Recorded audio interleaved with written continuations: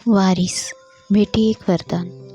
रात अंधेरी और काले घनघोर घटा अपनी चरम सीमा पर थी। सीताराम अपनी अंतिम सांसें ले रहा था।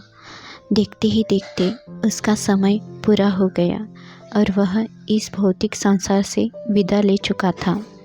अब इस बात की खबर सभी रिश्तेदारों को दे दी गई। दोनों लड़के और उनका पूरा परिवार शोक व्यक्त करने में लग गया। लेकिन एक शख्स उसके परिवार में ऐसा था जिसको देखकर लग रहा था कि मानो उसका सब कुछ छिन गया हो। अब सीताराम के अंतिम संस्कार की तैयारी शुरू की जाने लगी। सीताराम को शवशय्या पर लिटा दिया गया।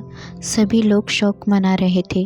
तभी वहाँ अचानक एक मोटर आकर रुकी और उसमें से सूट पहने एक व्यक्ति उतरा और बोला, मुझे सीताराम जी से मिलना है। ये बात सुनकर वहाँ खड़े लोगों ने कहा कि सीताराम जी अब इस दुनिया में नहीं रहे। ये जो शव आपके सामने है ये सीताराम जी का है।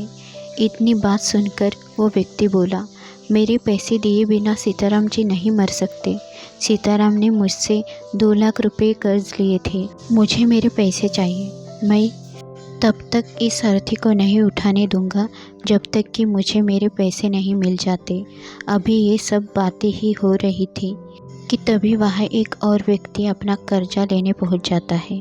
अब वो दोनों व्यक्ति अड़ जाते हैं कि जब तक हमें हमारे पैसे नहीं मिलेंगे हम सीताराम का अंतिम संस्कार नहीं करेंगे।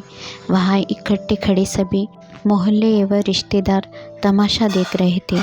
तब सीताराम के लड़कों ने बोला कि पिताजी ने कभी किसी कर्ज के बारे में नहीं बताया, इसलिए हम कर्ज क्यों दें।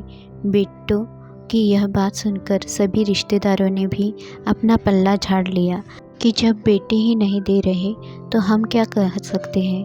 देखते देखते बात बहुत बढ़ गई।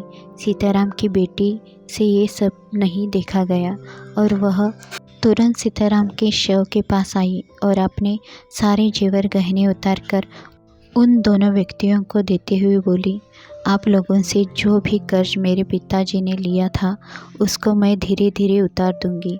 अभी आप मेरे सभी गहने ले लीजिए और मेरे पिताजी का अंतिम संस्कार करने दीजिए। बेटी की ये बात सुनकर उन दोनों व्यक्तियों की आंखों में आंसू आ गए और उस बेटी को उठाकर बोले, बेटी हमें सीताराम से पैसे लेने नहीं बल्कि उसको देने थे, लेकिन हम लोगों को उसके असली वारिसदार का नहीं पता था, इसलिए हमने ऐसा नाटक किया। हो सके तो बेटी हमें माफ़ कर देना। ऐसा बोलते हुए दोनों व्यक्तियों ने सारी रकम उस बेटी को देते हुए कहा, बेटी तुम ही सीताराम की असली वारिस हो। और वहाँ दोस्तों, इस कहानी के माध्यम से मैं सिर्फ एक ही बात कहना चाहूँगी। कुछ लोग बेटों की चाहत में न जाने कितनी मासूम बेटियों को इस संसार में आने से पहले ही मिटा देते हैं और हम लोगों का भ्रम होता है कि बेटा ही हमारा वारिस होता है, जबकि इतिहास उठाकर देख लो, एक बेटी ने हमेशा अपने माँ बाप का साथ दिया है, तो क्यों न बेटी हमारी असल वारिस हो।